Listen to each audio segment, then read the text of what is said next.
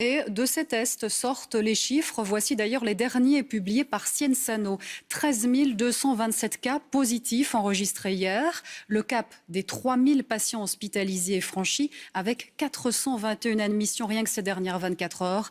À ce bilan s'ajoutent aussi 50 décès.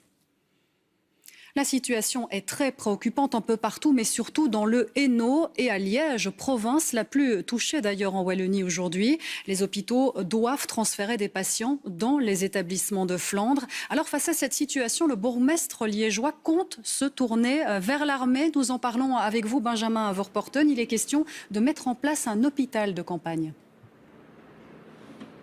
Eh bien oui, l'idée serait d'accueillir les patients qui nécessitent des soins hospitaliers à cause du Covid, mais des soins plus légers. Cela permettrait de soulager les hôpitaux qui aujourd'hui sont saturés ici sur Liège. C'est une demande qui a été d'ailleurs effectuée par les 3 principaux hôpitaux liégeois, le CHU, le CHR et le CHC. Ils demandent tout simplement de réquisitionner un bâtiment pour placer ces patients. Et le bourgmestre a déjà clairement marqué sa préférence. Ici, l'ancienne clinique Saint-Joseph, pour lui c'est la solution. Jusqu'en mars, c'était encore un hôpital. Le problème, c'est que le bâtiment est actuellement occupé. Il y a des travaux à l'intérieur. Fait d'Asile, en fait, devrait y accueillir dans les prochaines semaines des demandeurs d'asile. On nous dit même que des cuisines sont déjà installées dans toutes les chambres. Mais qu'importe, pour le bourgmestre, le bâtiment est réquisitionnable. Je vous propose de l'écouter. La clinique n'est pas encore occupée par Fait d'Asile. Donc Fait d'Asile a pris une initiative sans concertation avec la ville. Je ne suis pas lié par ce projet. Les bourgmestres ont un pouvoir de réquisition qui doit évidemment être motivé. Mais donc dès que j'aurai trouvé la solution, j'ai promis aux hôpitaux de mettre en œuvre tous les pouvoirs qui sont ceux du bourgmestre pour arriver à la solution.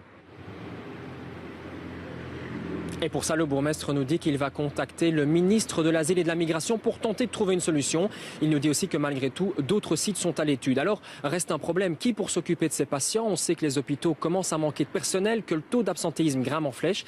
C'est pour ça qu'il veut mobiliser l'armée, une armée qui se dit prête à intervenir, et ce, immédiatement. Écoutez, Ludivine Donker, elle est la ministre de la Défense. Alors une analyse détaillée des capacités disponibles immédiatement a été réalisée et je la présenterai demain en Conseil des ministres.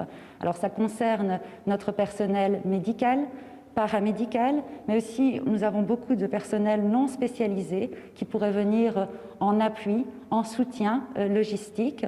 Ça concerne aussi le matériel, l'équipement que nous pourrions mettre à disposition des maisons de repos, des unités de soins ou des communes qui en auraient besoin.